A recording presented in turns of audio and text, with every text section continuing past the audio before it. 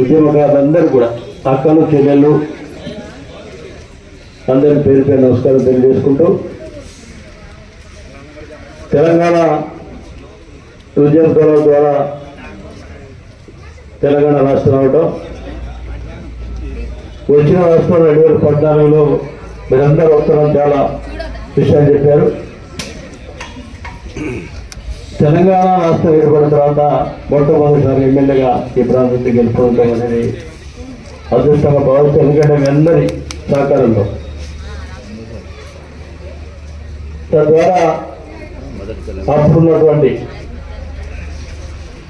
ఉద్యమం కోసం ఎవరైతే పనిచేస్తారో వారందరూ కూడా ముందు పెట్టుకొని ఆ 5 సంవత్సరాలు ప్రయాణం చేసి ఎవరిని కూడా ఉద్యమం తెచ్చినటువంటి వాళ్ళందరూ కూడా ముందు పెట్టుకునే మరి నియోజకవర్గ అభివృద్ధి కోసం ప్రయాణం చేసినటువంటి పరిస్థితి. దాని తర్వాత 2018లో స్వల్ప తేడాతో ఓడిపోవడం. ముఖ్యంగా ఇంకో విషయం, 2014 నుంచే నేను ఉద్యమకారులకు సన్మానం చేసే కార్యక్రమం మొదలుపెట్టాను. అప్పుడు సత్యనారాయణ గారు పట్టాధ్యక్షులు ఉండే నియోజకవర్గం మొత్తం కూడా ఏదో చిన్నగా పెట్టుకున్నప్పుడు అప్పుడు అందరూ పిలిచేవాళ్ళం. నియోజకవర్గం మొత్తం టోటల్గా ఎంతమంది కూడా 200 మంది 300 మంది. ఫస్ట్ తెలంగాణ గురి దగ్గర పెద్ద సభ పెట్టి వారందరూ గొప్ప సన్మానం చేసినటువంటి పరిస్థితి ఆ రోజు ఎమ్మెల్యేగా ఉండి వారి ఆధ్వర్యంలో కంటిన్యూ ఇప్పటివరకు కూడా 2024 కంటిన్యూగా ప్రతి సంవత్సరం కూడా ఉద్యోగకారులందరూ కూడా సన్మానం చేసే కార్యక్రమం ఏర్పాటు చేసుకొని ముందుకు పోవడం జరుగుతూ ఉంది. అంటే గడిచిన 4 సంవత్సరాలు కొంతమంది రాకపోతే ఎందుకంటే అక్కడ ఎమ్మెల్యేగా ఉండి వారితో పనిచేస్తుండే అట్లా కొంతమంది దూరంగా ఉండే పరిస్థితి ఆ రోజు. నేను ఎప్పుడూ చెప్తాను, ఇప్పుడు రమేష్ గారు చెప్పారు, అదేవిధంగా పార్టీ కూడా పిలిపించారు. ఎవరైతే తెలంగాణ ఉద్యమంలో పనిచేశారో వారికి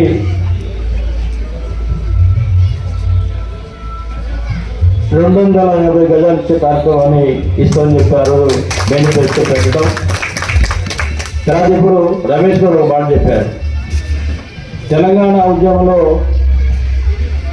మరి అసలు బాధినటువంటి వారికి ఒక స్థూపం కట్టాలని చెప్పారు. ఇప్పుడే తలవ చూపించారు. తప్పకుండా మనందరం కలిసి మనందరి సమక్షంలో ఆ కార్యక్రమం ఏర్పాటు చేసుకోవడం జరుగుతుంది. ఈ 2 కార్యక్రమాలు కూడా మనందరం కలిసి పనిచేయాల్సిన అవసరం ఉంది, బాధ్యత ఉంది. ఏదైతే ఇప్పుడు చెప్పారు, ఏదైతే 250 గజాలు ఇచ్చే కార్యక్రమాలు కూడా తప్పకుండా మనందరం పేరు రాసుకొని అప్పుడు చెప్పాను నేను. ఈ మధ్య కాలంలో ఎవరైతే ఉద్యమం చేశారో వాళ్ళకి లిస్ట్ అవుట్ చేసుకొని ఉంటుంది. తెలంగాణ రాష్ట్రంలో కాంగ్రెస్ పార్టీ ప్రభుత్వం ఏర్పాటు చేసుకుంటా ఉంది. తప్పకుండా వారందరికీ మేలు జరిగేదని ప్రయత్నం చేద్దామని చెప్పి మా టీం అందరూ కూడా చెప్పారు. అక్కడ పార్టీలు చూడొద్దు, ఉద్యమాలు ఎవరు పనిచేస్తే వాళ్ళందరూ కూడా ఈ 2 పనులు మాత్రం తప్పకుండా చేస్తామని చెప్పి అందరూ కూడా ఈరోజు హామీ ఇస్తున్నా.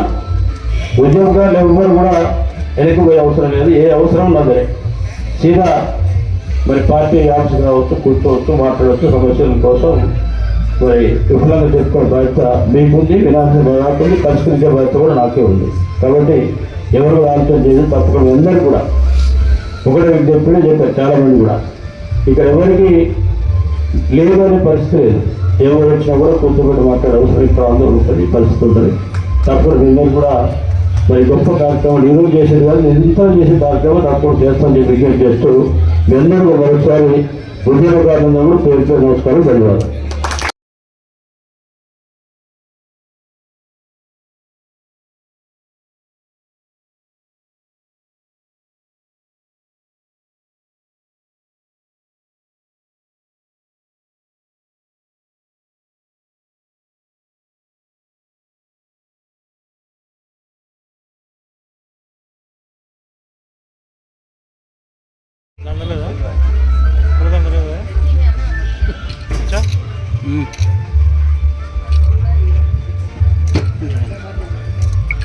సత్యనారాయణ గారు